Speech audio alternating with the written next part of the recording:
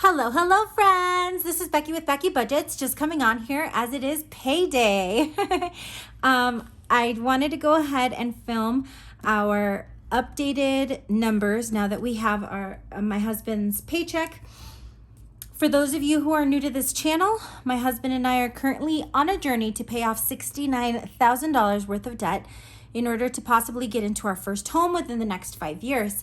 If that's something that you're interested in, please go ahead and hit that subscribe button. And if you hit that notification bell, you'll be notified of any content that we post. For those of you who have been here for a while, thank you so very much for all of your support and encouragement. I absolutely love each and every one of you. Without further ado, let's go ahead and get this done. So my husband's paycheck came in for $754.77. Let me just make sure that it is in frame, and it looks like it is. Our rollover is currently sitting at $68. Oh, I always put that in a different color, so let me not change this up too much. So, let's see. Our buffer is at 68.33.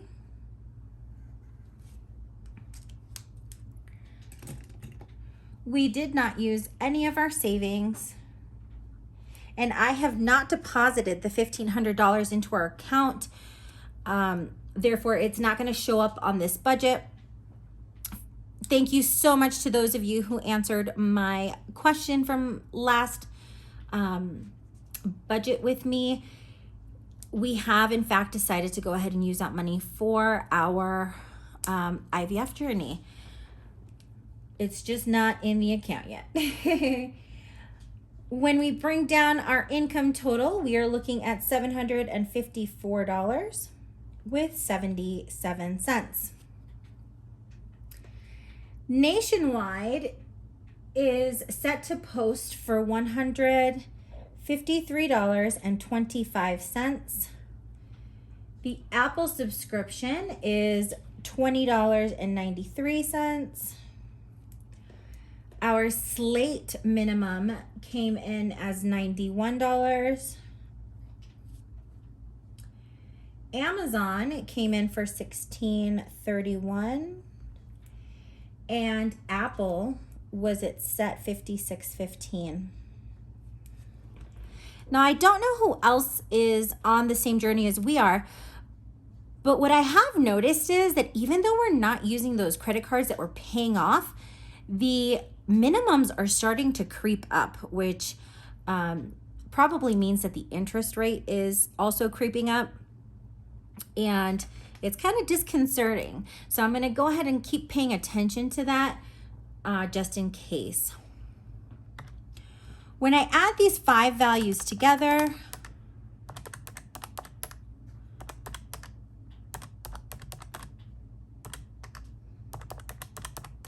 that gives us a total of $337.64. Did I add that right? Let's see.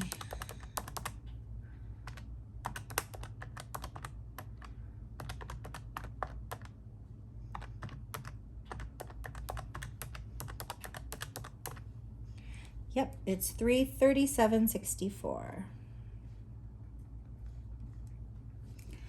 When I take that away from our income,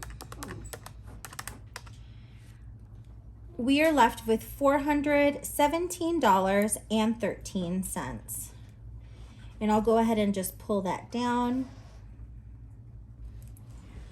What I decided to go ahead and do is to fill food and completely fill gas. So that's going to be 150 instead of the 100.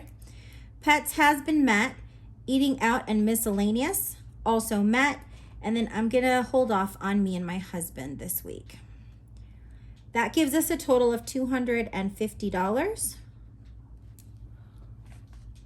I'll pull that up so you can see it. And when I take the $250 away from our leftover, we are left with $167.13. I'll go ahead and pull that over. We are going to go ahead and fill our sinking funds. All of these totals add up to $100. So medical will get its weekly $25, vet, household, car maintenance, and gifts will get their $15 a piece. Vacation will get $5. Renter's insurance and car registration will get $3 each, and then the $4 that goes to the emergency fund to round that up to $100. And when I take $100 away from our leftover, we're left with the $67.13. Let's have the calculator catch up. When I pull that number down, I'm going to go ahead and plan on putting $30 towards our snowball. The reasoning behind that is that I pulled an extra $50 for gas to go ahead and just cap that out. When I pull the $30 down and take that away from our leftover, we're left with $37.13.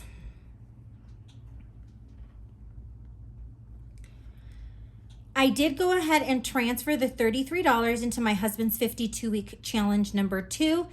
This one goes to fund our moving expenses, which we are planning on needing October of 2023. The scale has been creepily moving down in increments of 0.2. Sadly, I cannot go ahead and pay myself for a pound yet, as I've only lost 0.8 pounds this week, but that's okay. Hopefully we'll get that new number next week. And when I take the 33 away, we're gonna go ahead and plan on putting $4.13 towards our buffer. That's gonna give us the total of $37.13, which gets us to that zero-based budget. Now let me go ahead and fill out our buffer. We are currently on a mini goal to get each of our accounts to $100 as a buffer. And we're currently sitting at those $68.33.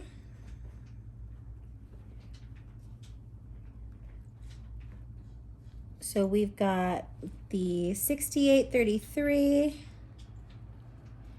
plus the $4.13, and that's going to leave us with a total of $72.46. Awesome. That is slowly creeping up, but I'm not putting too much pressure on ourselves to get to that, so I'm happy with where it's sitting. As always, let's go ahead and check my math. So we've got $754.77 as our income, minus our bill total, minus our variable envelope total, minus the 100 going into our sinking funds, the 30 that are going into our snowball, and last but not least, the money left to go into savings. And that, my friends, gets us to that beautiful zero-based budget. Perfect.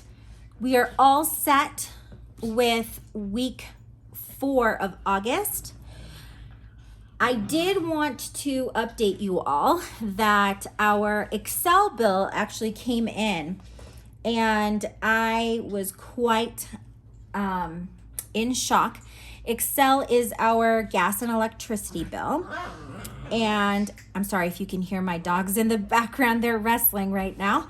But it came in for $323. After the initial shock, I went ahead and pulled our bill from exactly 1 year ago.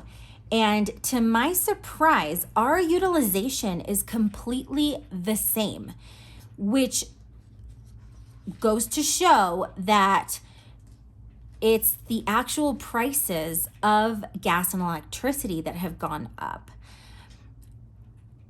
Luckily, we are taking care of all of the bills for the rest of the month this week. Therefore, next week, we are going to have that extra check to go ahead and allocate money where it needs to go. You will notice that I'm going to account for it's about $75. I'm going to account for that $75 overage in what we usually budget, just to make sure that it doesn't offset us in the month of September.